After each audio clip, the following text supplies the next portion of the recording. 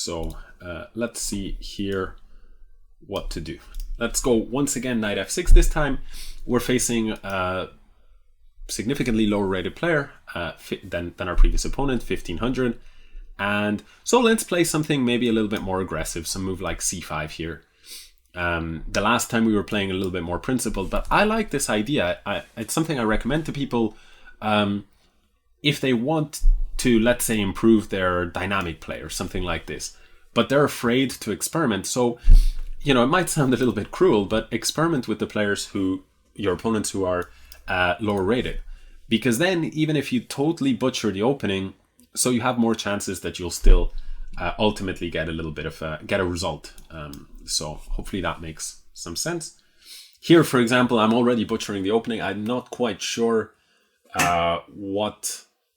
what the theory is, but okay, it's just a game. Here I'm going to use a little typical motif here, give a check on a5 and then take with the queen. And the reason why I want to do this instead of taking in this position, instead of taking with the knight immediately, is that when you take with the knight, this knight is maybe sometimes going to be a little bit bad. As they say, a knight on the rim is dim. But when I play with queen, now I can capture with the queen, and not only is my knight able to in the future drive itself to c6, but also my queen for now is preventing the immediate castle. Now I have a decision whether I should take with the f-pawn or with the d-pawn. The advantage of the d-pawn is that I get potentially the d-file, but this time I'm going to go for the f-pawn, which gives me the possibility of building up a really big center. The Truth ICC says, I'm always lurking. Indeed. In my opinion here, the opponent should have gone queen e2 and just solved this problem of the king as soon as possible. So I'll go here, knight to c6, and I think he should probably go queen e2 now. So he does that, so that's a smart move, and I think I will exchange the queens and take it to a simplified middle game. I'll go d5 and build up the center, and now I'll play bishop d6. I wanted, of course, to play d5 before bishop d6, since otherwise the configuration of the pawns would not be so nice. Now I'll put the knight on e4. In my view, this move h3 is not necessary. It's not a terrible move, but there was really no need to do this, so I would have tried to find a move of putting the rooks more active, perhaps something like this, or even a minor piece like he's done just now. The threat is to take on g7, so I'll have to deal with this. And one idea that I have is to move e5. So I'm going to go for this, and I think it's quite a strong idea. And you can notice that, let's say that in this position he had gone for a move like rook d1, and then I had gone e5 and bishop c3. So we would have had, let's say, this position with this pawn here and with this rook here. So this idea of e5 would not have been possible because he would have taken the pawn on d5.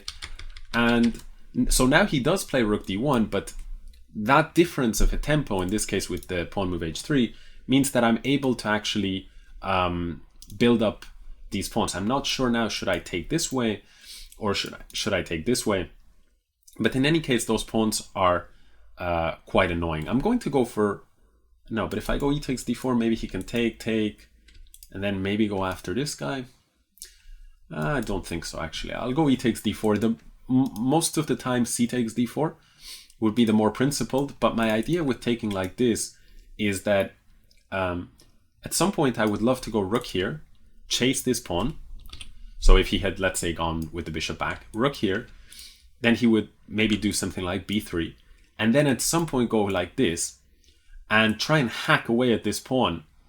And then the idea is, if I could somehow get rid of, say, this guy for this guy, then by taking like this, I would have two pawns that could run up the board, two connected passers. But if I took like this, so that my pawns were like this, then this pawn would never be a passer because of this guy. So that's a little bit advanced, and I'm not sure if it's correct, but I'm just sharing, let's say, my thoughts on it.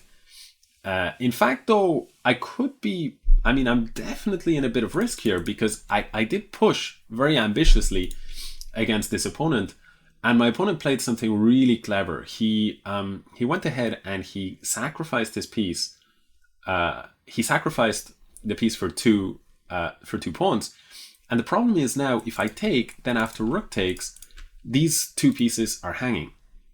So I'm going to try this move king d7, but I actually think I might be in serious trouble here. I won't talk about the reasons why I think I'm in trouble for now, but it's looking pretty good. I'm going to check if my opponent is, let's say, so he has only ever played Blitz. I'm just curious, has he played a lot of games or not? So he has played 1400 games. That tells me he is stable at that rating. And that gives me some reassurance that, you know, even if my position might be objectively very bad, I think it's very bad, that maybe I'll be able to swindle in the future. So his threat is, I think, to capture this and then to capture this piece. And I'm not sure that I have any way to deal with this. Maybe I have the move a6 actually. And the point is now, if he goes rook takes, then I'll take this guy. And if he goes here, then I take here. So I try to not give him so much time. For now, I'm up a piece, but he has 2 pawns for it. So if I'm not able to hang on to my piece, then I'm in serious trouble. But I think the worst is over now. And I feel like there must have been a really good continuation somewhere for him. But I feel like it was missed, and life is okay again. So LAKDR is saying, "Go Alex, go." I appreciate that, LAK. Good to have you drop by. I hope you're enjoying the stream. So I've got very little time on the clock here. My opponent's playing really, really well and very quickly as well.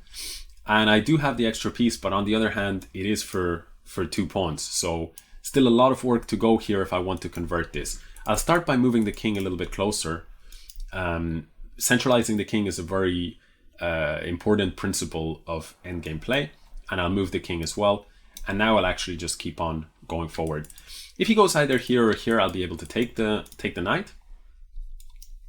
And now this pawn might look scary, but on the other hand, I am covering the square. So I have 2 choices. I can either go here, let's say here, and then something like g5, king here, and then take this pawn. And then he'll go king here.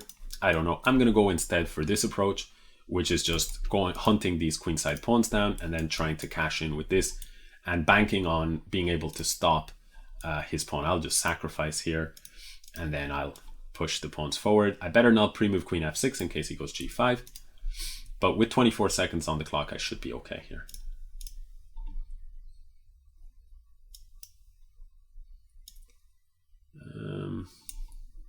Same take.